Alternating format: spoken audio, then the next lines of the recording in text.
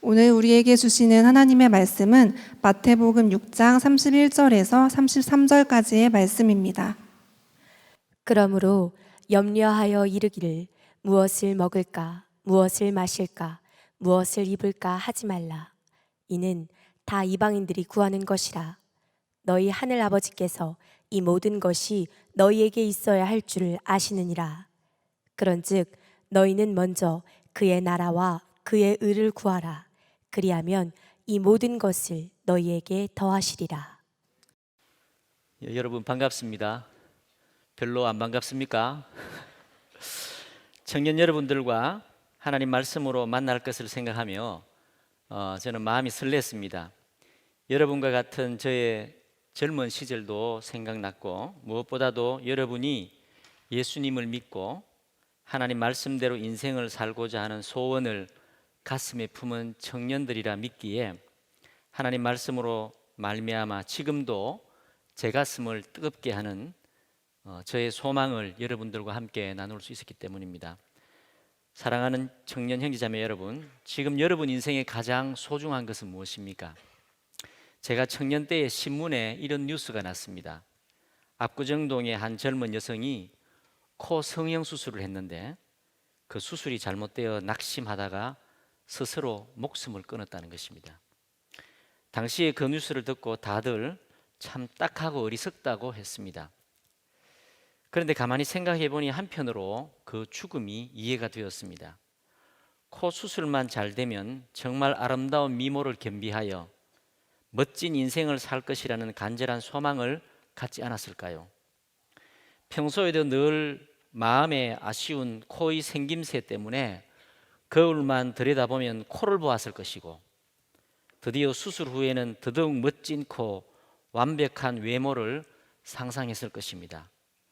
그 여성에게 코는 신체의 일부분, 얼굴의 한 부분으로서의 그냥 코가 아니라 인생의 전부였을 만큼 중요했습니다. 그런데 그 중요한 것을 한순간에 망쳤으니 인생의 목적과 의미가 다 사라졌던 것이죠. 반면에 여러분, 이런 사람도 있습니다. 한번 영상을 한번 잠깐 보여주시겠어요?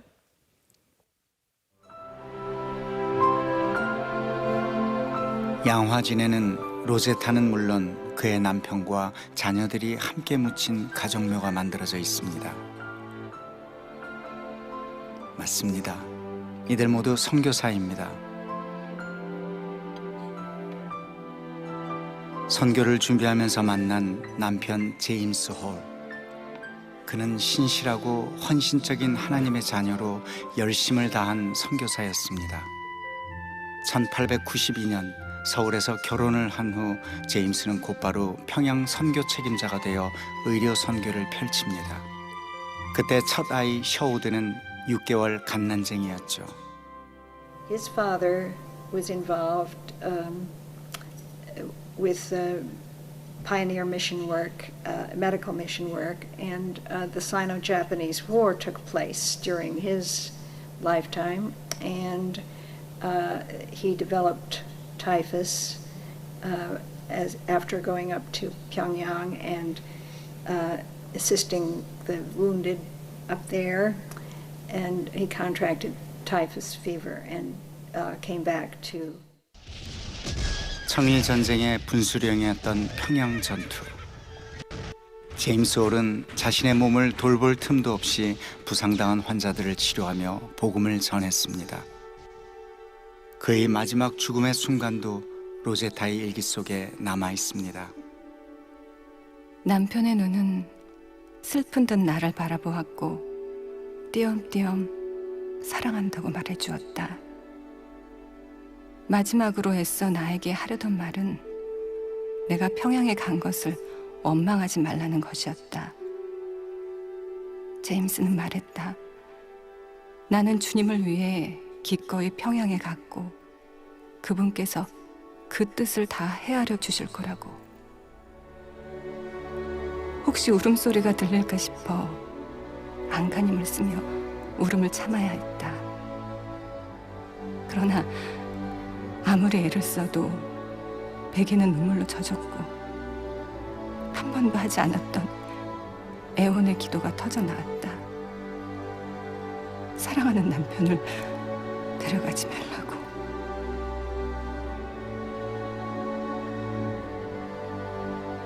그의 선교 활동은 짧았지만 평양 선교의 개척자, 고아들의 친구로 불린 그의 헌신은 작지 않았습니다. 하나님을 향한 원망마저 허락하지 않은 그런 남편이 로제타의 곁을 떠났습니다. 눈물로 얼룩졌던 당시 일기장. 그러나 그 눈물이 마르지 않았습니다. 남편 죽음 후에 얻은 딸 이디스. 로제타에게 큰 위로가 되었던 딸마저 그의 곁에 오래 머물지 않았습니다. 겨우 5살, 풍토병으로 죽기 직전까지 엄마는 고열에 시달리는 딸의 상태를 일기에 기록했습니다. 체온 41도, 숨이 가쁘고 힘들어했다. 잠시 후 호흡의 간격이 점점 길어졌다. 눈을 크게 뜨고 엄마를 바라본 채 작은 영혼이 서서히 떠나갔다. 그렇게 그 아이는 세상에 보내주신 그분에게로 다시 돌아갔다.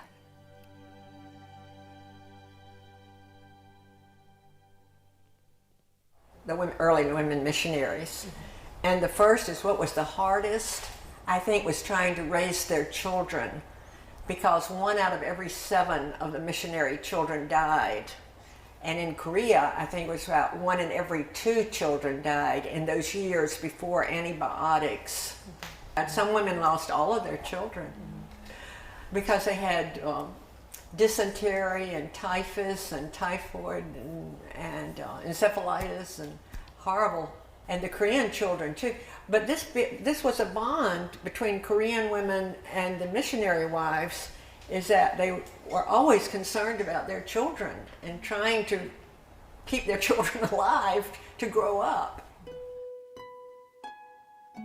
길을 모르니 나를 도와주소서. 자식마저 가슴에 묻고 참담했던 로제타의 마음이 일기 속에 선연합니다. 밤이 찾아오면 쓸쓸함도 함께 온다. 간절한 그리움이다. 제잘되던 어린 아이의 입맞춤과 작은 손이 없어진 지금, 그 아이가 없는 삶은 너무도 힘겹다. 그러나 우리가 이해하지 못하는 다른 이유로 하나님께서는 그 아이를 데려가셨으리라. 신앙의 힘으로 선교의 길을 이어간 모자는 평양에 남편의 이름을 딴 기홀병원을 세웁니다. 또한 딸의 이름을 딴 어린이 병원도 설립하죠. 예, 보신 것처럼 로제타 선교사는 펜실베니아 의대를 졸업하고 제임스 홀이라는 선교사를 만나서 서양인으로서 처음으로 한국에서 결혼한 선교사 부부입니다. 130년 전에 이 한국 땅 조선은 그 사람들이 살기에 얼마나 열악했을까요? 의사 부부로서 편안하고 풍족한 개인의 삶과 가족의 삶을 누릴 수 있음에도 무엇이 그들을 이 땅에서 남편도 잃고 사랑하는 딸도 잃고 마침내 자신의 삶도 그 열악했던 조선 땅, 조선 사람들을 위해 바치고 저곳 양화진에 묻혔을까요? 로제타 선교사가 먹고 마실 것, 입을 것보다 먼저 구했던 하나님 나라 때문입니다. 로제타 홀 선교사가 세웠던 경성의학전문학교는 지금 고려대학교 의과대학의 전신이 되었고, 그의 아들 셰우드 홀은 크리스마스 시를 만들어서 이 땅의 폐기력을 치료하는 데 앞장섰고, 마침내 그 아들도 이곳에서 우리 한국민들을 섬기다가 마침내 부모와 여동생 곁의 양화진에 묻혀 있습니다. 여러분은 날마다 무엇을 들여다봅니까? 전 인생을 내던질 만한 그 어떤 것을 가슴에 품고 살고 있습니까? 그것은 우리의 가슴을 뛰게 합니다. 나이가 들어도, 가난해도, 병들어도 가슴을 뛰게 합니다. 예수님은 그것을 천국 비유로 말씀하시면서 밭에 감추인 보화가 그것이라고 말씀했습니다. 밭에 감추인 보화, 즉 천국을 발견한 사람은 자신의 모든 것을 팔아서, 모든 재산을 팔아서 그 밭을 사고야 맙니다. 그러나 그것을 발견하지 못한 사람은 결코 그렇게 할 수 없습니다. 제게 있어서 밭에 감추인 보화, 곧 천국과 같은 것은 예수 제자로 사는 삶과 공동체 교회입니다. 저는 이 두 단어를 생각하면 가슴이 뜁니다. 다시 말해서 교회 공동체는 천국, 곧 하나님의 나라이며 예수 제자의 삶은 그 하나님 나라를 위해 사는 사람이 되는 것이며 곧 그것이 하나님의 의를 구하는 삶이라고 생각합니다. 저와 제 아내는 여러분처럼 청년 시절에 교회 청년회에서 만났습니다. 저는 청년회 임원과 소그룹 모임을 인도하는 조장이었고 제 아내는 조원이었습니다. 조장은 목자로서 조원들이 양들을 잘 돌봐야 되는데 목자의 본분을 잊고 저는 양을 잡아먹어버렸습니다. 당시에 유독 우리 또래 동기들이 가장 숫자도 많고 교회 안에서 서로 만나서 결혼을 많이 했습니다. 아까 광고 보니까 여러분 또래 모임 잘 가면 저처럼 결혼도 합니다, 여러분. 그렇게 연애를 하고 결혼하여서 이듬해 첫 딸을 낳고 연년생으로 둘째를 출산한 무렵에 이른바 소명을 가지고는 깨닫고는 다니던 직장을 그만두고 신학대학원에 들어갔습니다. 그동안 경제적으로 둘이 맞벌이를 하다가 이제 파트타임 교육전도사의 적은 생활비로 살아야 했고 또 둘째가 태어나면 어린 두 아이의 육아로 인해서 아내마저 다니던 직장을 그만둬야 했는데 당장 내 식구의 경제적인 상황은 현실적으로 큰 걱정과 염려였습니다. 그런데 당시에 오늘 본문의 이 말씀이 제 마음에 굳게 믿어졌습니다. 그것이 특별한 은혜였습니다. 너희는 먼저 하나님의 나라와 하나님의 의를 구하라. 그리하면 이 모든 것을 너희에게 더하시리라. 아멘. 먹을 것, 마실 것, 입을 것을 염려하지 말라. 그런 것은 이방인들이 구하는 것이다. 세상에서의 성공과 돈이 아니라 제게 있어서는 신학을 공부해서 교회를 섬기는 목회자가 되는 것이 당시에 하나님 나라를 구하는 것이라 굳게 믿었습니다. 그런데 참 놀라운 것은 그렇게 믿고 살았는데 정말 사라졌습니다. 믿으려고 애쓴 것도 아니고 먹고 살려고 애쓴 것도 아닌데 말씀이 믿어졌고 내 가족의 생활이 가능했습니다. 물론 경제적 수입이 적어서 불편한 것들이 참 많았지만 때때로 만나와 같이 하늘에서 내리는 양식을 받아 먹으면서 그리고 그릿 시냇가의 까마귀 엘리야에게 까마귀로 떡과 고기로 먹이셨던 것처럼 오늘날에도 그 자녀에게 하늘 만나를 내리시고 까마귀를 보내주시는 하나님 아버지를 더욱 가까이에서 경험하며 살았던, 기억해보면 참으로 소중한 믿음의 여정이었습니다.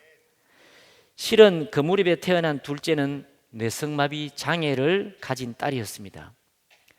세상에 성공의 야망을 내려놓고 주를 위해 살겠다고 했는데 하나님은 우리 부부에게 장애 아이를 주셨습니다. 물론 우리 부부에게는 너무나 아프고 힘든 시간이었지만 우리 가족을 향한 하나님의 마음을 진심으로 더 깊이 알아가고 그 마음을 배우는 복된 시간이었습니다.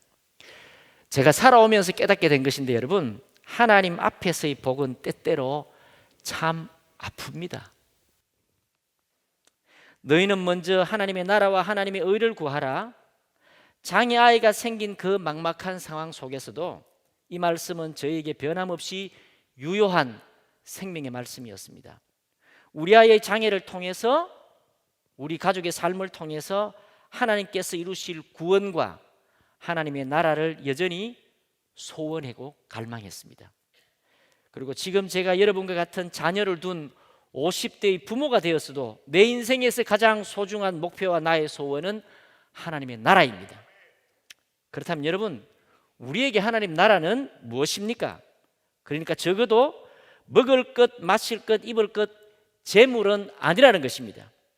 성경에서 우리가 주목해야 될 것은 오늘 읽었는데 여러분, 우리에게 하나님 나라를 먹을 것과 마실 것과 입을 것, 즉 재물과 비교하고 있다는 사실입니다. 다시 말해서 연약한 우리에게 하나님과 하나님 나라만큼이나 기세등등한 위력을 우리에게 떨치는 것이 바로 돈, 재물이라는 것입니다. 마태복음 6장 24절에 사람이 섬기는 두 주인이 있는데 하나님 아니면 만몬, 재물이라 했습니다. 세상 모든 사람들은 저를 포함해서 여러분 모두가 하나님을 섬기든지 아니면 재물을 섬기든지 둘 중에 하나입니다. 하나님과 재물을 결코 겸하여 섬길 수는 없는 것입니다. 그런데 우리의 가장 심각한 문제는 재물을 섬기면서도 하나님을 섬긴다고 착각하는 것입니다. 교회 다니고 이렇게 예배를 열심히 드리고 찬양 인도를 한다고 교회에서 여러분들이 조장을 하고 임원으로 섬긴다고 그것이 하나님을 섬기는 것 아닙니다. 목사라고 해서 하나님을 섬기는 거 아닙니다. 예수를 믿으면서도 세상의 성공의 실제의 속마음, 그 본심이 있는 사람은 재물을 섬기는 사람입니다. 목회를 하면서 이렇게 설교도 하고 사람들에게 큰 감동을 주고 존경받는 목사를 할지라도 교인들과 교회를 세상 사업을 하듯이, 즉 자신의 마음에 성공의 야망을 품고 있다면, 자기 자신이 뭔가 특별하다는 그 욕망을 떨치지 못했다면 그 사람은 결국 재물을 섬기는 사람입니다. 결코 하나님을 섬기는 사람이 아닙니다. 그것은 성경 말씀에서도 교회 역사에서도 너무나도 잘 발견할 수 있습니다. 제가 어릴 적에 어떤 교인이 땅을 아주 산값에 구입했는데 나중에 그 주변이 개발되어서 큰 부자가 되었습니다. 교회 어른들은 그분이 믿음 생활을 잘해서 하나님께 큰 복을 받았다고 했습니다. 맞습니까? 뭐가 잘못되었죠? 그냥 우연히 땅값이 올라서 불로소득으로 부자가 된 것뿐입니다. 그 돈이 복이 아니라 재앙이 될지는 알 수 없는 노릇입니다. 아니, 재앙이 될 가능성이 훨씬 많습니다. 성경은 돈, 부자가 되는 것을 복이라 하지 않습니다. 그렇게 땅값이 천정부지로 올랐으니 다른 수많은 사람들이 얼마나 절망하고 고통을 겪었겠습니까? 그런 상황에서도 하나님의 자녀들에게 정말 그것이 복이라고 할 수 있을까요? 이런 기억도 납니다. 제가 잘 알던 한 부목사님이 있었는데 이분은 교인들의 개업 예배, 창업 예배에 가서 예배 드리기만 하면 얼마 안 가서 결국 그 교인의 사업이 망하는 이상한 징크스를 가진 목사님입니다. 그런데 이게 교회에 점점 소문이 났습니다. 어떻게 되었을까요? 교인들은 이 목사님이 개업 예배 드리러 올까 봐 무서워하게 되었습니다. 이 목사님이 저에게도 자기도 난감해 죽겠다고 했습니다. 그럼 이거 어떻게 해석해야 됩니까? 망하게 하는 신통한 능력을 가진 목사님, 오히려 여러분 망하는 것이 하나님께 복이 될 수도 있지 않을까요? 성경에서 복에 대한 가장 정확한 정의가 저는 시편 73편 28절 말씀이라고 저는 믿습니다. 나중에 여러분 꼭 한번 찾아보세요. 시편 73편 28절 한번 따라해 보세요. 하나님께 가까이함이 내게 복이라. 하나님께 가까이함이 내게 복이라. 복의 근원이 되시는 하나님께 가까이 가면 복이고 하나님과 멀어지면 저주요 불행입니다. 그래서 가난하고 병들고 저처럼 장애 자녀가 둘이나 있어도 사업이 망해도 그로 인해 하나님께 가까이 갈 수 있다면 그것은 참으로 복이요 복된 인생을 사는 사람인 줄 믿습니다. 반면에 예쁘고 잘생기고 건강하고 똑똑하고 돈도 많고 유명해지는 것은 사실은 사람들이 이렇게 되는 것을 갈망합니다만 그런 사람들은 결코 하나님을 가까이 하기 힘듭니다. 어렵습니다. 왜냐하면 어쩔 수 없이 그 마음이 교만해지기 때문입니다. 그래서 마태복음 산상수훈에 우리 예수님은 심령이 가난한 자, 애통한 자, 의를 위해를 박해를 받는 자, 욕먹고 악한 말을 듣는 사람들이 복이 있다고 하시는 것입니다. 왜 그럴까요? 그런 사람들이 예수님을 필요로 하고 진심으로 예수님을 찾기 때문입니다. 예수님을 찾는 마음이 복인 줄 믿습니다. 아멘. 여러분의 교회 위치가 분당도 아니고 강남도 아니고 성남 구시가지에 있는 것이 저는 참 좋다고 생각합니다. 제가 지난 4월에 이 자리에서 제가 겪었던 고난과 그로 인해서 받았던 은혜를 나누는 간증 설교를 했습니다. 여러분들은 못 들으셨죠? 반응이 없습니까? 함께 울고 웃는 교인들을 보면서 예배가 끝나고 저에게 나와서 눈물로서 또 환한 얼굴로 손을 잡는 교인들을 보면서 좀 잘 사는 동네 교회 교인들과 다르다는 것을 느꼈습니다. 저는 그것이 심령이 가난하고 애통하기 때문이라고 생각했습니다. 그래서 참 좋았습니다. 여러분, 크리스텐덤이란 말을 혹시 들어봤습니까? 크리스텐덤. 이 말은 기독교 국가체제, 기독교 국가주의라는 뜻입니다. 쉽게 말하자면 예수님을 믿기 때문에 핍박받고 고초를 겪던 초대 기독교와 초대 교회가 주후 313년 콘스탄틴 황제가 기독교를 공인한 후부터는 이제는 교회의 문이 활짝 열려서 교인들에게 믿음 때문에 당하는 핍박과 고난도 없어지고 도리어 황제와 교회의 힘을 이용해서 자기의 돈과 권력과 명예를 더 채우려는 탐욕에 젖은 명목상의 교인들로 가득 찬 교회, 그런 기독교를 크리스텐덤이라고 합니다. 자연스럽게 핍박과 고난당하는 교인들은 교회 변두리로, 나중에는 교회 밖으로 밀려났겠죠. 크리스텐덤으로 말미암아 교인들의 숫자는 많아졌고 교회가 커지고 힘이 세져서 세상에도 막대한 영향력을 미치게 되었지만 정작 예수님의 모습을 찾아볼 수 없는 기독교, 그 교회의 모습이 크리스텐덤입니다. 땅과 재산은 엄청나게 소유하게 된 교회와 수도원, 어마어마한 규모의 건축물을 자랑하는 예배당, 이것이 중세교회와 타락한 중세 기독교의 전형적인 크리스텐덤의 유물입니다. 교회는 이제 더 이상 예수님과 같이 십자가를 지고 예수 제자의 좁은 문 좁은 길을 걷는 사람들은 찾아볼 수 없고 체면과 형식, 위선의 모양만 요란한 사람들로 북적이는 교회입니다. 교회와 세상이 별로 다르지 않습니다. 여러분, 교회는 예수님이 세우셨습니다. 예수님은 우리 죄를 용서하시고 우리 구원을 위해서 죽으셨습니다라고 말하지만 예수님에 대한 또 다른 정확한 표현은, 잘 들어보십시오, 예수님은 교회를 세우기 위해 고난받고 죽으셨습니다. 예수 죽음의 열매가 교회입니다. 그리고 예수님은 이런 교회를 세우셨습니다. 마태복음 16장 18절인데요, 같이 한번 읽어봅시다. 시작.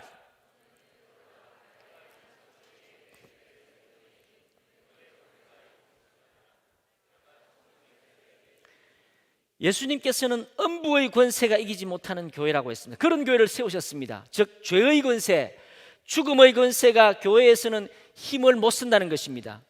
마치 빛이 비추어지면 어두움이 자취를 감추고 물러가듯이 말입니다. 그런데 여러분, 실상은 어떤가요? 죄에 픽픽 쓰러지고 이곳저곳에서 외로이 죽어가는 것이 현실입니다. 교회에 다니고 이렇게 같이 예배를 드리는데 우리 각자는 자기의 문제, 자기 책임이라는 이유로 외로움에 죽어가고 탐욕과 죄악에 죽어갑니다. 과연 우리는 어쩔 수 없는 것입니까? 제가 지난 4월에 이곳에서 설교할 때 이런 말씀을 드렸습니다. 제가 섬기고 있던 교회에서 저희랑 잘 알던 부인이 집에서 스스로 목숨을 끊었습니다. 아마 그 무렵이 2008년 말인가 연예인 최진실의 죽음으로 뉴스를 장식했을 때입니다. 이 부분은 저희랑 젊었을 때, 여러분처럼 젊었을 때에 신혼부부 모임을 함께 했던 부부입니다.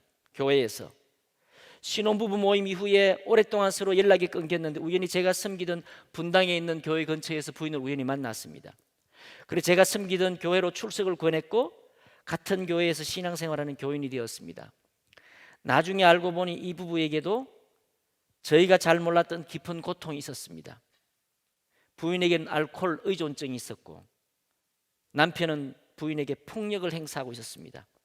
아이들은 얼마나 힘들었겠습니까? 당시 그분의 죽음의 소식을 듣고 저는 너무 마음이 아프고 미안했습니다. 그 부부를 우리 교회라고 오라고 했던 것도 미안했고 제가 목사인 것도 미안했습니다. 여러분 교회처럼 몇 번의 예배를 드렸는데 드리는 예배 시간도 달랐고 담당 교구도 달랐기 때문에 어쩌다 교회에다 마주치면은 잘 지내지요라고 인사하는 것이 전부 우리 교제의 전부였습니다. 이 부부가 그동안 얼마나 힘들었을까요? 그렇게 죽을 만큼 힘들고 외로웠을 많은 날들이 있었을 텐데 그런 형편을 알려고도 하지 않았고 전혀 알지도 못했던 우리의 관계, 이 사실이 너무너무 미안하고 슬프고 고통스러웠습니다. 무엇이 잘못된 것입니까? 누가 잘못한 것입니까? 왜 이렇게 되었을까요? 주님이 세우신 교회가 이것밖에 안 되는 겁니까? 서로 형제자매라고 지체라고 부르는 우리의 신앙생활이 솔직히는 무관심하고 각자 외롭고 불쌍한 삶을 그저 살고 있는 것입니다. 이게 음부의 권세가 이기지 못하는 교회라고 할 수 있을까요? 저는 그 자매의 죽음 앞에서 그게 너무 마음이 아팠습니다. 여러분은 괜찮습니까? 그렇다면 음부의 권세가 이기지 못하는 교회, 죄와 죽음의 권세가 이기지 못하는 교회, 천국 열쇠를 가진 교회는 어떤 모습일까요? 저는 고린도전서 12장의 말씀에서 그 교회의 본질적 정체성을 잘 보여주고 해결의 실마리가 있다고 생각합니다. 예수님은 교회의 머리이십니다. 우리는 머리 대신 예수님께 한 몸 된 교회입니다. 우리 각자는 몸의 지체입니다. 할렐루야! 다 성령으로 한 세례를 받아 한 몸이 되었고 다 한 성령을 마시게 하셨습니다. 그래서 고린도전서 12장 18절 27절에 교회가 무엇인지, 저와 여러분의 관계가 어떤 것인지 설명하고 있습니다. 우리 성경 말씀 한번 같이 한번 읽어봅시다. 우리 고린도전서 12장 18절부터 27절인데 내용을 찬찬히 생각하면서 우리 같이 말씀을 읽겠습니다. 시작. 그러나 이제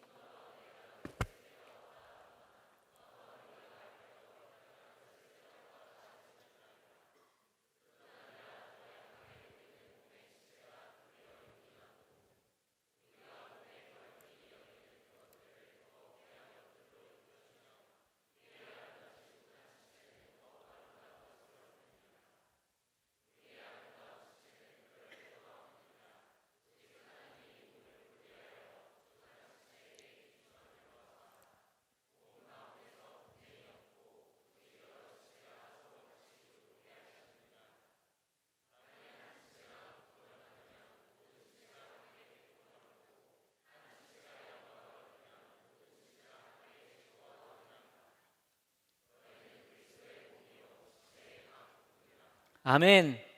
이 말씀이 여러분에게 이루어지기를 주의 이름으로 축원합니다. 하나님께서는 교회가 무엇인지에 대해서 우리 몸을 비유로 들면서 아주 생생하게 설명하고 있습니다. 우리가 아주 쉽게 교회의 참된 모습을 깨닫도록 말씀하신 것입니다.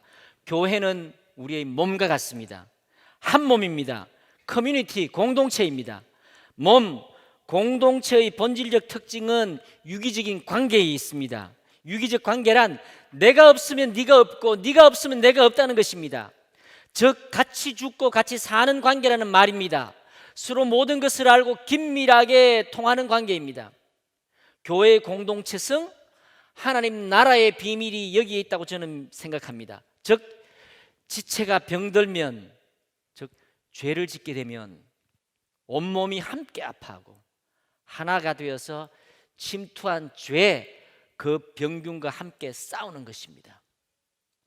여러분, 제가 신학대학원 다닐 때요, 진짜 교회는 이런 세 가지 특징이 있다고 했어요. 참된 교회의 세 가지 표지. 여러분, 교회를 잘 생각해 보세요. 하나님 말씀이 선포되는가, 성례를 시행하는가, 권징이 있는가. 즉 교회에서 성경 말씀, 하나님 말씀이 선포되지 않으면 교회가 아닙니다.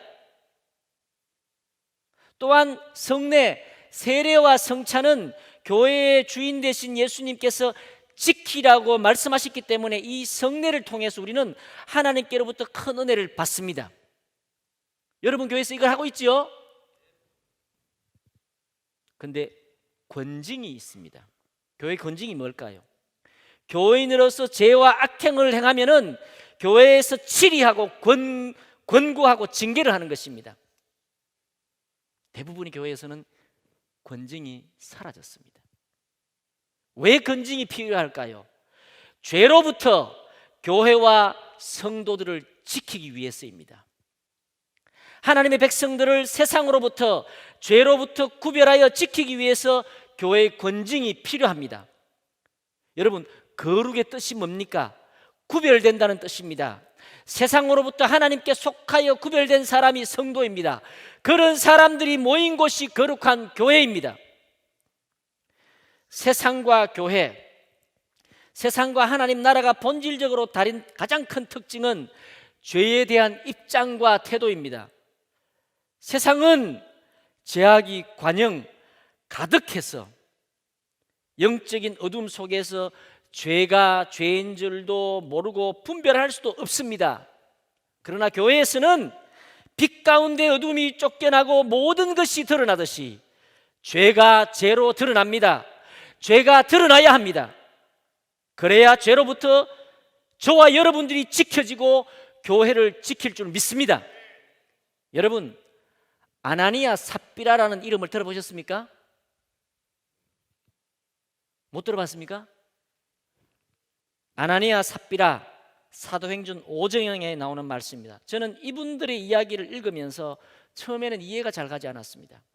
초대교회가 막 생겼을 무렵에 사람들이 심령에 성령이 임해서 밭과 집이 있는 사람들은 그것을 팔아서 사도들의 발 앞에 놓았고, 사도들은 각 사람의 필요를 따라서 나누어 주어서 교인들 중에 가난한 사람이 한 사람도 없었습니다.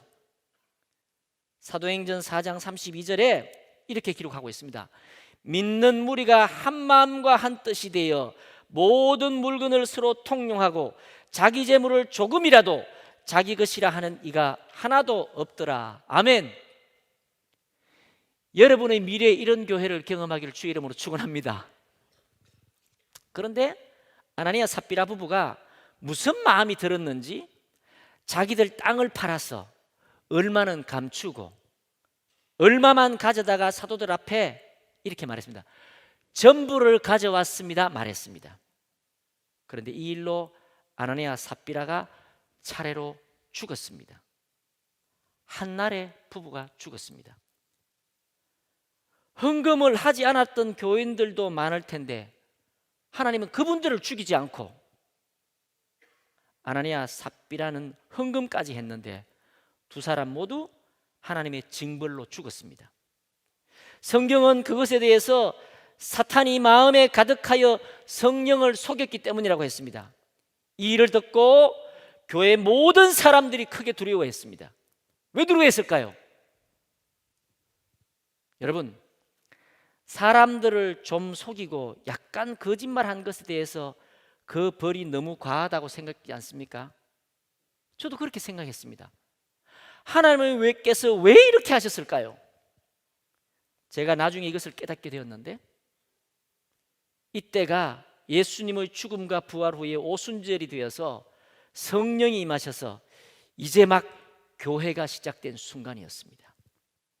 하나님의 구원 역사를 위해 예수님의 피값으로 거룩한 교회가 탄생하시며 성령의 역사로 성삼위일체의 동력으로 교회가 세워지고 예수님을 따르던 제자들이 이제 사랑으로 하나가 되고 있었습니다. 위대한 교회가 이제 시작되고 있었던 것입니다. 그런데 그 교회에 거짓과 속임, 교만과 위선의 죄가 아나니아 삽비라의 마음에 들어온 것입니다. 실은 사탄이 교회를 파괴하기 위해서 들어온 것입니다. 어떻게 해야 될까요? 만약 그 죄를 그냥 눈 감아 두고서 그대로 두고서 교회 공동체가 존재할 수가 있었을까요? 만약 그 죄를 그대로 두었다면 저와 여러분들은 오늘의 교회는 없었을 것입니다. 음부의 권세, 죽음의 권세, 즉 죄가 이기지 못하는 교회가 세워질 수 있었을까요? 죄와 악을 교회에서, 거룩한 공동체에서 끊어내고 없애야 하는 것입니다. 교회를 지키기 위해서, 온 인류의 구원을 지키기 위해서 아나니아 삽비라의 죄는 거룩한 교회로부터 제하여져야 했던 것입니다. 사도행전 5장의 아나니아 삽비라의 교훈을 통해서 하나님께서는 우리에게 교회가 어떤 모습을 하고 있어야 되는지, 교회가 어떤 곳인지를 강력하게 가르치고 있는 것입니다. 교회는 죄와 악을 허용해서는 안 됩니다. 교회는 죄를 이기는 권세를 가지고 있어야 됩니다. 근데 여러분, 이보다 심각하고 허다한 죄를 짓고 살며 또 그것을 숨기고 있는 저와 여러분은 이렇게 교회에서 멀쩡하게 있고 괜찮습니다. 예배드리면 죽는 사람 봤습니까, 여러분? 초대교회의 아나니아와 삽비라와 같이 하나님께서 우리의 죄 문제를 다루셨으면 아마 이 자리에 우리 모두는 다 죽고 없을지 모르겠습니다. 근데 이게 웬일입니까? 과연 우리가 이렇게 멀쩡한 것이 다행이고 좋은 것일까요? 어쩌면 죄가 내 속에, 우리 안에, 교회 안에 들어와 있는데 우리가 아무 일도 없는 것처럼 그저 지내고 있다면 우리 시대의 영적 생명이 이미 죽어버린 것은 아닐까요? 죄와 죽음의 어두운 세상을 밝히는 교회의 빛이 희미해졌고 이미 꺼져버린 것은 아닐까요? 사실 우리 주변에 들리고 있는 오늘날 교회의 소문은 우리를 더욱 절망하게 합니다. 그런데 여러분, 너무너무 감사한 것은요, 예수님이 세우신 교회, 그 교회가 우리의 눈에는 잘 보이는 것 같지 않지만 눈에 보이지 않는 교회라는 것입니다.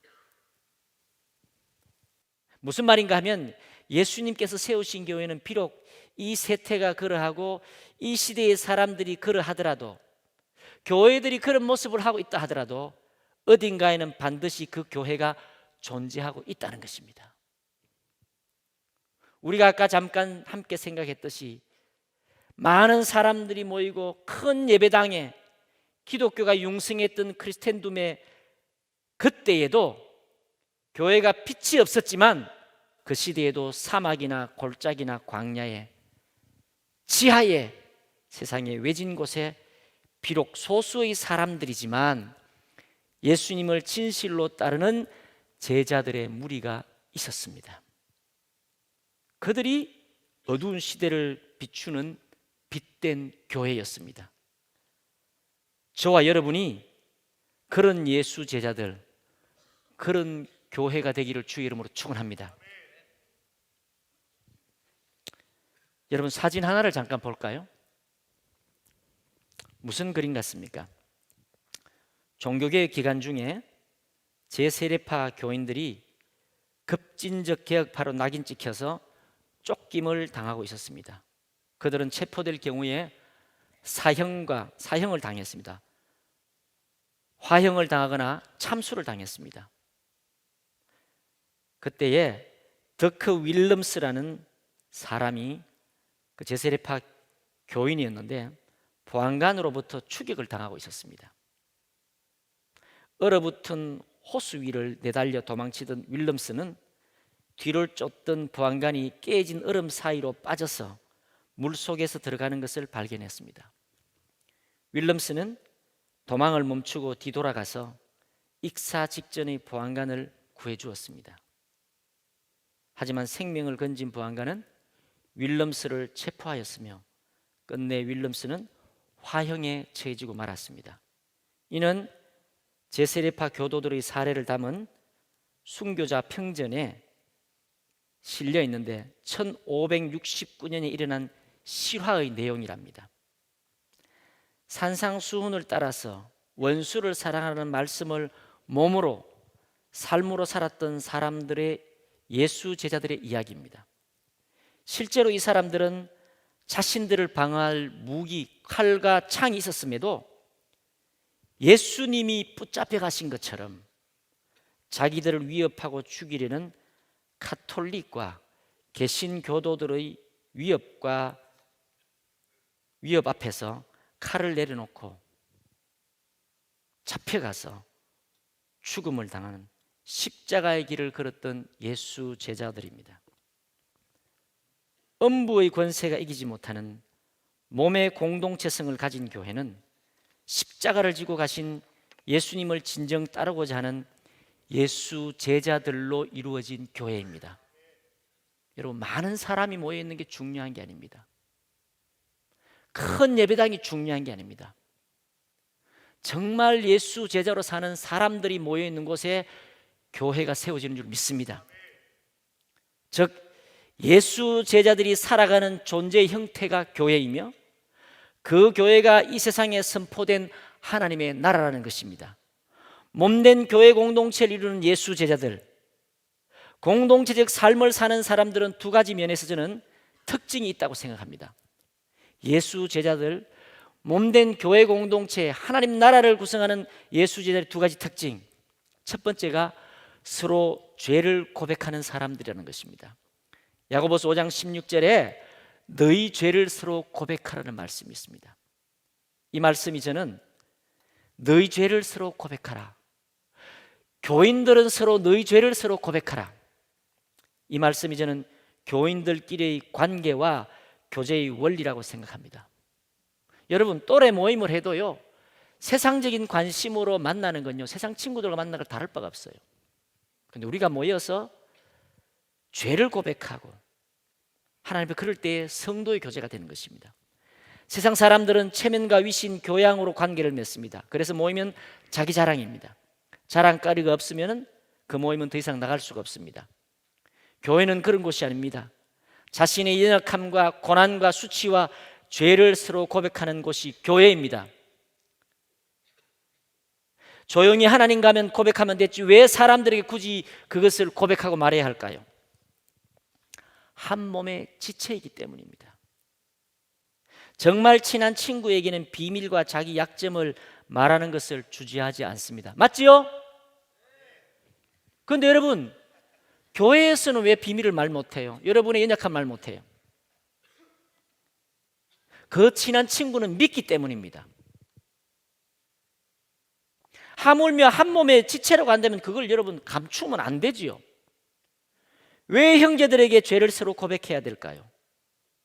혼자서는 죄를 이길 수 없기 때문입니다. 나는 연약하지만 우리 각 사람은 어느 누구도 작은 죄 하나라도 능히 이길 수 없지만 교회는 죄의 권세, 죽음의 권세, 음부의 권세를 이기는 능력이 있습니다. 할렐루야! 개인은 연약하지만 교회는 죄와 죽음을 이기는 하나님의 능력이 있는 곳입니다. 그래서 교회의 죄를 고백해야 하는 것입니다. 그러면 주님께서 우리에게 승리를 주실 줄 믿습니다. 성격 때문에, 용기 때문에 고백하는 것이 아니라 믿음으로 고백하는 것입니다. 그런데 여러분, 왜 나의 연약함과 수치와 죄를 교회에서 고백을 못할까요? 우리가 교회에서 만나는 서로를 지체라고 진정으로 여기지 않기 때문입니다. 오히려 친한 친구, 안 믿는 친구가 내 마음을 알아주는 거죠. 그리고 우리의 교회 생활에서 내 부끄러움과 수치와 죄를 고백하는 관계를 교회 생활에서 경험하지 못했기 때문입니다. 우리는 그동안에 약점을 보이면 수군거리고 비난하고 정죄와 판단하는 삶을 경험했습니다. 그래서 죄를 고백하는 것이 두려운 것입니다. 관계의 죽음을 가져올까 두려운 것입니다. 젊은 여러분뿐만 아닙니다. 나이가 든 분도 마찬가지입니다. 근데 여러분, 교회는 그렇게 사는 곳이 아닙니다. 자, 여러분, 교회는 다 죄인들이 모인 곳입니다. 믿습니까? 저와 여러분이 다 죄인입니다. 아멘. 진심으로 자신의 죄를 인정하고 예수님께 용서받은 사람들이 모여 있는 곳입니다. 한 몸의 지체가 되어 교회 공동체의 죄를 고백할 때에 죄가 발을 붙이지 못하게 될 것입니다. 성령께서 역사하실 줄 믿습니다. 은밀하고 어두운 곳에 빛을 비추어야 합니다. 죄는 여러분 은밀하게 찾아오기 때문에요. 그 은밀한 것은 여러분 마치 어두운 곳에 곰팡이가 피듯이 그런 것이죠. 그걸 치료하려면 어떻게 됩니까? 빛 가운데 드러내야 되는 것입니다.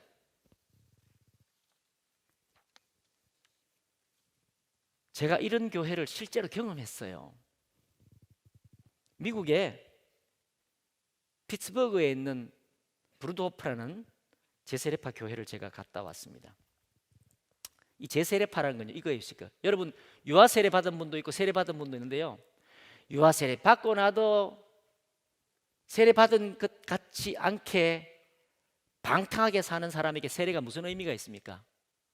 중세 시대가 그랬거든요. 그래서 제세례파는 이 세례가 문제가 있다, 개인적인 결단으로 세례를 다시 받아야 된다. 그래서 제세례파이고, 그 당시에 세례를 다시 받는다는 이유로 개신교도들로부터도 로마 캐톨릭부터도 아까 이야기처럼 화형에 채워지고 사형에 치는 사람들이 제세례파 사람, 아주 경건하게 산 사람들입니다. 이 사람들은요, 지금 우리가 드리는 예배처럼 이렇게 드리지 않아요. 서로 얼굴과 얼굴을 볼 수 있도록 둥글게 앉아 있어요. 이 예배는 자칫하면 여러분 쇼가 될 수가 있고, 여러분은 군중이나 관중이 될 수가 있어요. 정말 몸의 지체라는 의미로 서로 얼굴을 보면서 둥글게 앉아 서로를 쳐다보는 자리로 마주하고 있습니다. 예배 중에 한 젊은 형제가 일어났습니다. 여러분 또래 된 젊은 청년이었어요. 남자 청년이. 그러면서 울면서 이렇게 말했습니다. 자신이 요즘 음욕 때문에 자위행위에 빠져서 너무 괴롭다고 했습니다. 자신의 마음을 사로잡고 있는 음란한 마음을 자기 힘으로는 도저히 어쩔 수 없는데 제발 도와주십시오라고 했습니다. 그 자리에는 자기를 잘 아는 가족들, 친척들, 친구들이 앉아 있었습니다. 그때에 목사님이 이렇게 말했습니다. 댄, 형제여, 예수 보혈의 능력이, 예수님의 이름의 능력이, 권능이 당신의 죄를 용서하시고 당신의 욕망을 다스리시고 이길 수 있는 능력이 되는 것을 믿습니까? 그때 그 형제가 큰 소리로 아멘이라고 외쳤습니다. 그리고 그 형제를 위해 다 같이 기도하자고 했습니다. 그리고는 In the name of Jesus, 예수 이름으로 승리를 얻은 내 찬양을 박수를 치면서 함께 합창을 했습니다. 예배가 끝나고 그 형제에게 많은 형제들, 나이가 든 어른들이 다가가서 악수를 하고 어깨를 두드려주고 격려를 해주었습니다. 처음 보는 광경에 저는 깊은 감동을 받았습니다. 죄는 개인의 문제가 아니라 공동체 교회의 문제이며, 공동체 교회가 이 문제를 어떻게 다루는지 좋은 본을 보았기 때문입니다. 왜 오늘날 우리 교회는 죄를 개인의 문제로만 다룰까요? 저는 이것이 사탄의 전략이라고 믿습니다. 어쩌면 크리스텐덤의 영향이 아닌가 생각합니다. 세상의 욕망, 세상의 방식으로 교회 생활을 하는 사람들이 모여 있었기 때문입니다. 그들은 체면과 교양으로 만나기 때문입니다. 사탄은 매우 지혜롭게 교회의 한몸됨을 약화시켰고 교회의 공동체성을 점점 약하게 하고 파괴시키는데 성공을 하는 것 같습니다. 말로는 공동체라고 하는데 진정한 교회 공동체의 능력과 축복을 경험하지 못하는 시대에 우리는 살고 있습니다. 저는 이것이 오늘 우리 시대를 사는 저와 여러분에게 가장 큰 비극이라고 생각합니다. 사랑하는 청년 형제자매 여러분, 여러분 청년의 때에 교회와 함께 교회 공동체를 통해서 죄의 문제를 이기는 능력을 경험하시기를 주의 이름으로 축원합니다. 여러분 혼자서는 그것을 이길 수 없습니다. 음부의 권세, 죄와 죽음의 권세를 이기는 능력을 가진 위대한 교회를 저와 여러분의 평생에 경험하기를 간절히 바랍니다. 예수 제자의 삶을 사는 또 다른 특징은 자기를 부인하는 특징이 있습니다. 누가복음 9장 23절입니다. 우리 같이 한번 읽어봅시다. 시작.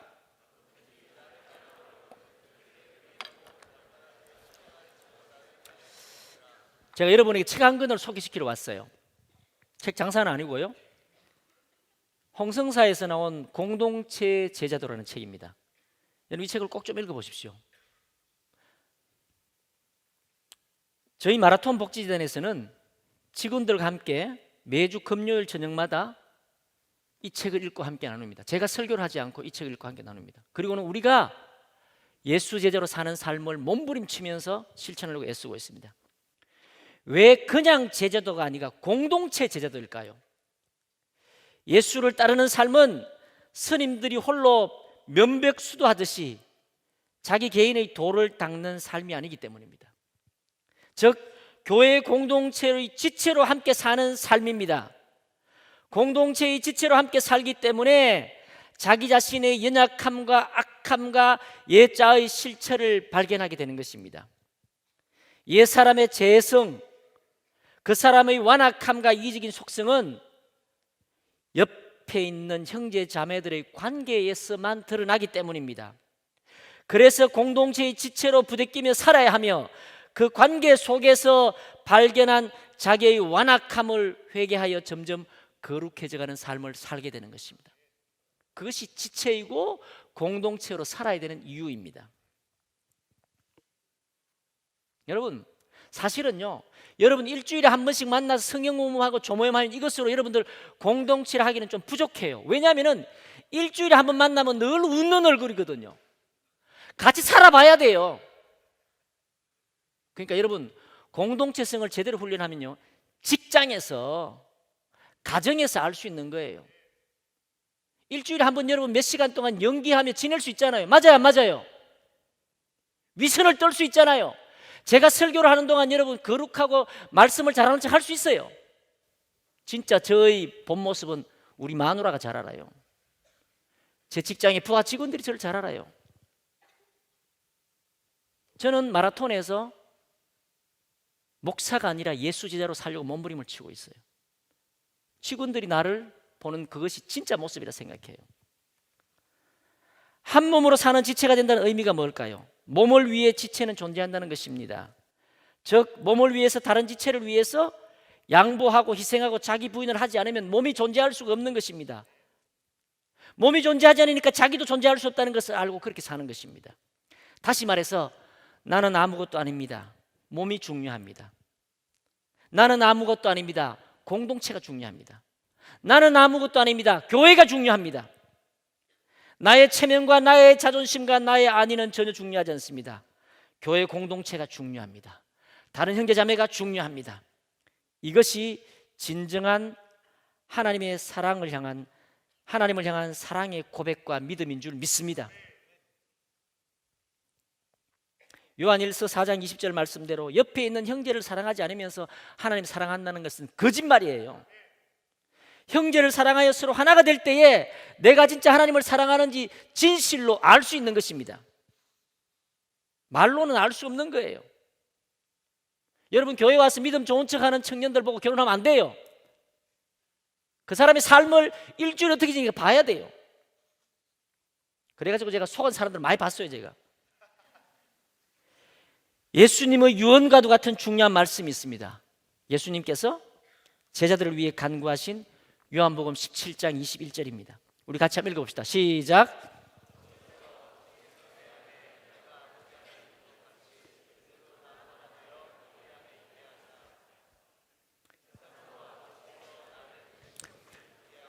여러분 예수님께서 무엇을 간절히 기도하신데, 요한복음 17장은요 예수님의 대제사장으로서 유언장이라고도 할 수 있는 예수님이 우리를 향한 간절한 기도예요.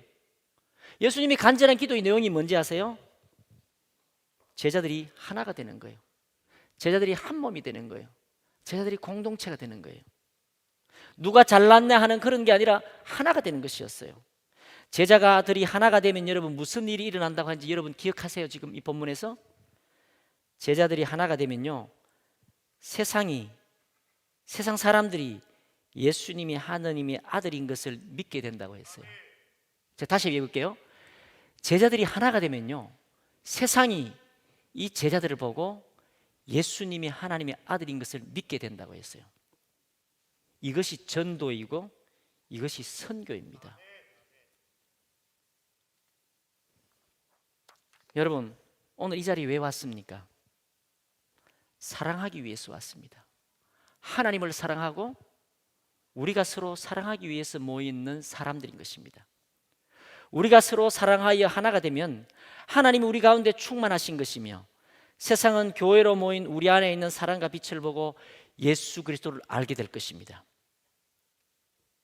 중요한 것은 일치, 유니티, 하나됨입니다. 하나가 된다는 것은 여러분 예수님 사랑이 아니고서는 결코 될 수가 없습니다. 여러분, 세상에서 하나 되자 그러고 술도 마시고요, 하나 되자 그러고 막 구호도 외치는 게 하나 됩니까? 천만에요. 진정한 하나 되면요, 예수님 사랑 없이는 안 됩니다. 조건적인 사랑으로 안 되는 거예요. 그 일치를 이루는 사랑이 어떻게 가능할까요? 예수님께서 우리를 위해 보이신 자기 죽음, 자기 부인을 통해 이루어집니다. 예수님이 하나님과 우리를 하나 되기 위해서 어떻게 했습니까? 죽으셨어요. 피를 흘렸어요. 화목하게 하기 위해서 자신이 죽으셨습니다. 우리가 다른 형제와 하나가 되려면요, 어떻게 됩니까? 내가 죽어야 되는 것이에요. 사랑하는 청년 형제자매 여러분, 교회 공동체를 통해서 자기 부인, 자기 희생, 자아가 죽는 법을 잘 배우는 청년 시절이 되기를 바랍니다.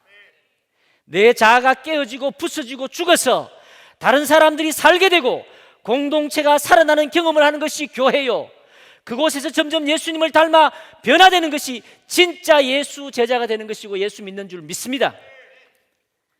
예수를 입으로만 믿고 머리로만 믿고 정작 예수님을 따르지 않는 사람들이 얼마나 많은지 모릅니다. 여러분, 세례를 받으셨죠? 세례란 죄를 짓기보다 차라리 죽겠다는 결단과 각오로 예수님께 속한 사람이 되었다는 뜻입니다. 이제 세례에 합당한 삶을 살아야 되는 것입니다. 죄에 대해서 어떻게 배웠지 않습니까? 그런 마음을 갖게 될 때에 성령은 낮은 곳을 향하여 흐르는 물과 같은 분이라고 했는데, 마음이 가난한 사람들, 그리스도를 위해 옆에 있는 형제자매를 위해 자신을 생각과 권리 모든 것을 내려놓는 사람들, 깨어지고 상한 마음을 가진 사람들이 모인 그 마음에 성령이 임하실 줄 믿습니다. 그런 곳에 교회가 임하시는 줄 믿습니다. 여러분, 이렇게 은혜롭게 찬양하고 훌륭하게 예배를 드리더라도 성령이 없으면 그게 예배가 아니죠. 근데 성령이 어떻게 임한다고요? 깨어지고 상한 마음, 죄를 고백하고 내가 아무것도 아니라고 주님 앞에 자기 부인과 자기 죽음을 하는 그 마음, 그곳에 낮은 곳을 향하여 물과 같은 성령께서 임하시는 줄 믿습니다. 저는 정말 아까도 말씀드린 것처럼 마라톤 복지단의 상임이사인데요, 직원들에게 예수 제자로 하나님 앞에 예수 믿는 사람으로서 어떻게 살아야 될까 고민하면서, 제가 상임이사니까 마라톤에서 제가 제일 높거든요. 40여 직원 중에 내가 예수를 따르는 게 뭔가, 그래서 제가 할 수 있는 권리, 제가 가지고 있는 권리, 의사결정권, 인사권을 내려놓았어요. 그전에 내 마음대로 했어요. 목사인데도. 근데 그러니까 하나님 나라가 안 되는 거예요. 하나님 나라는 하나님 뜻대로 돼야 되고 성령께서 우리 지체들 가운데 있는데 예수님이 머리 되신데, 그래서 제가 저희 모든 권리를 우리 시설장들, 리더 그룹에 제가 다 내놓았어요. 그리고 시설장들이 만장일치로 의사를 결정해요. 서로 사랑하여 하나 되는 관계가 직장에서도 가능한 거예요. 할렐루야. 그러려면 내가 죽어야 되는 거예요. 늘 죽지 못한 저의 모습 때문에 하나님 앞에 두렵고 떨림이 있는 것입니다. 말씀을 맺겠습니다. 사랑하는 선한 목자교회 청년 형제자매 여러분, 여러분의 젊은 날에 여러분은 어떤 꿈을 꾸고 있습니까? 그것이 여러분 하나님 나라와 무슨 상관이 있습니까? 하나님 나라와 상관이 없다면 여러분 재물을 섬기는 사람입니다. 예수님이 말씀하신 밭에 감추인 보화가 과연 맞습니까? 여러분의 꿈이 우리 예수님 꿈과 연결되기를 바랍니다. 우리 예수님의 꿈은 저는 그렇게 믿습니다. 교회라고 믿습니다. 그것이 하나님 나라라고 믿습니다.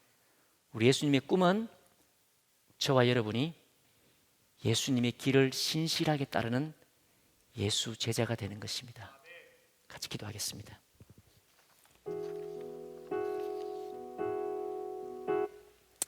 주님, 오늘 하나님께서 저희 젊은 날에 주신 꿈, 이제 50대 중반이 되어서도 여전히 변치 않는 하나님이 주신 꿈, 하나님의 나라. 젊은 날에는 그것이 무엇인지 잘 몰랐지만 세월이 흐르면서 그것이 하나님의 소원, 예수님의 소원이며 그것이 이 땅 가운데 하나님의 나라, 교회 공동체이며 그 하나님 나라를 바라는 사람으로 예수 제자로 신실하게 사는 것, 세상에 무명한 자가 되더라도 예수님을 쫓는 삶을 사는 자가 되는 것이 주님의 소원이요 내가 품어야 될 꿈인 줄 믿습니다. 하나님, 선한 목자교회 오늘 젊은이 예배에 하나님 함께 저의 받은 은혜와 소망을 나누게 하셔서 감사합니다. 우리 청년들이 세상에 무명한 자가 되더라도 예수님을 착하게 따르는 하나님이 인정하시는 참된 예수 제자가 되게 하여 주시옵소서. 그런 예수 제자들이 모여있는 참된 교회가 되게 하여 주시옵소서. 그래서 주님, 하나님의 마음과 하나님의 눈이 머무는 그런 하나님이 참으로 기뻐하시는 죄의 권세를 이기는 권능이 있는 교회가 이들 청년의 시절에 이루어지게 하여 주시옵소서. 감사합니다. 예수님 이름으로 기도하였습니다. 아멘.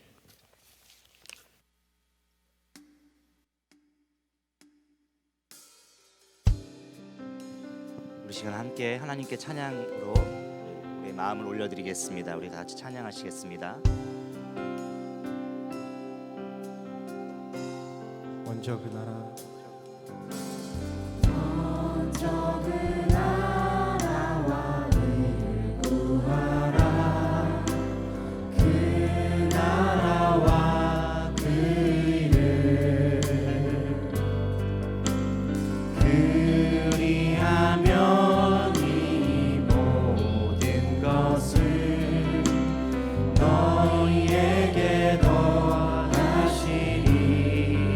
구하라 그리하며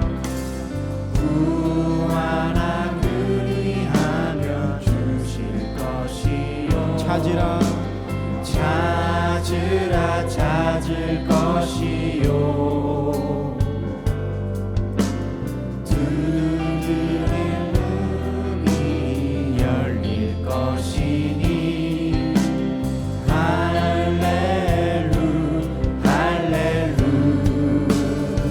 할렐루야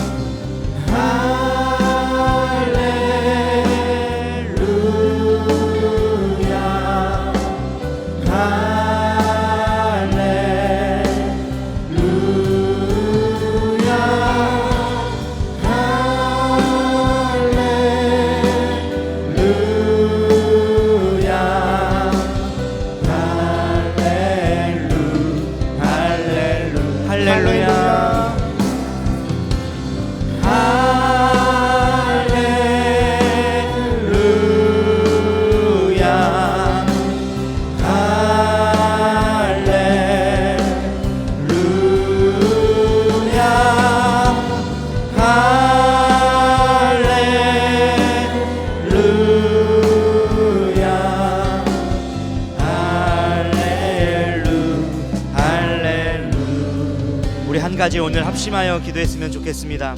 오늘 목사님 통하여서 선포된 말씀 붙들고 우리가 기도하기를 원하는데 말씀에서는 분명하게 이렇게 기록하고 있습니다. 무엇을 먹을까, 무엇을 마실까, 무엇을 입을까 염려하지 말고 너희는 먼저 그의 나라와 그의 의를 구하라.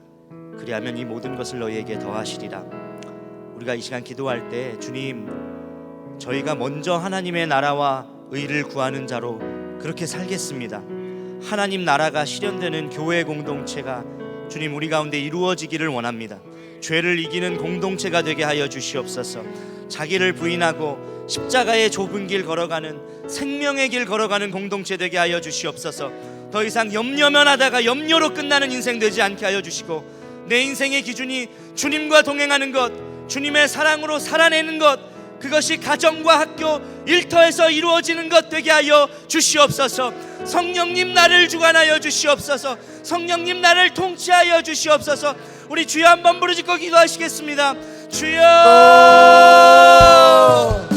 사랑이 많고 은혜가 풍성하신 아버지 하나님, 우리에게 귀한 말씀 허락하여 주심에 너무나도 감사합니다. 하나님, 우리가 세상의 것으로 염려하고 걱정하고 아버지 그렇게 살아가는 것이 아니라 먼저 그의 나라와 그의 의를 구하며 나아가는 아버지 믿음의 사람, 믿음의 청년들로 우리가 쓰임받길 원합니다. 하나님, 정말 염려와 걱정으로 우리가 무너지지 않게 하시고 주님을 바라보며 주님과 동행하며 하나님의 나라를 구하는 아버지 믿음의 사람으로 우리를 사용하여 주시옵소서. 하나님, 더욱더 주님의 나라와 주님의 의를 구하는 아버지 이 시대의 청년들이 되길 원합니다. 하나님의 나라를 구하며 아버지 하나님의 나라를 더욱더 아버지 갈망하며 나아가는 아버지 예배자로 우리를 사용하여 주시옵소서. 아버지 더욱더 갈망하며 아버지 나아가길 원합니다. 성령 하나님 붙잡아 주시옵소서. 주님만을 바라봅니다. 하나님 함께 하시옵소서. 참 좋으신 하나님 감사합니다. 오늘 우리가 말씀에서 하나님께서 가장 인생의 우선순위가 어디에 있어야 하는지를 알게 하셨습니다. 하나님 나라와 의를 구하는 인생으로, 그런 삶으로 우리 모두를 인도하여 주시고, 우리 선한목자 젊은이교회 공동체가 예수님의 생명만을 증거하며 사랑만을 흘려보내며 죄에 대해서 단호하고 죄를 이겨나가는 하나님께서 주목하시는 하나님의 소망이 담긴 공동체 되게 하여 주시옵소서. 우리들의 삶이 염려만 하다가 염려로 끝내는 그런 어리석은 삶 되지 않게 하여 주시고, 우리의 인생의 기준이, 우리의 삶의 목표가 주 예수님 당신과 동행하는 것, 당신과 함께 걸어가는 복된 삶 되는 것, 하나님 그것이 우리의 평생의 인생의 목표가 되게 하여 주시옵소서. 하나님, 이 자리에 오늘 나온 청년들 중에 또 성도들 중에 육신의 질병으로, 마음의 병으로 고통당하고 있는 청년들 또 성도님들이 많이 있습니다. 주의 손으로 안수하여 주시고 치유하여 주시고, 하나님, 하나님의 시선과 늘 마주하게 하여 주시고, 주여 회복을 명하여 주시옵소서. 우리가 드려진 오늘 예물 하나님 나라와 의를 위하여 사용하게 하여 주시고, 재정이 흘러가는 곳곳마다 주의 사랑이 그대로 흘러가게 하여 주옵소서. 주 예수 그리스도의 크신 은혜와 하나님 아버지의 놀라우신 사랑과 성령님의 내주교통 역사하심이 오늘 예배에 나온 모든 청년들과 성도들 위해 지금부터 영원까지 함께 하시기를 간절히 축원하옵나이다. 아멘.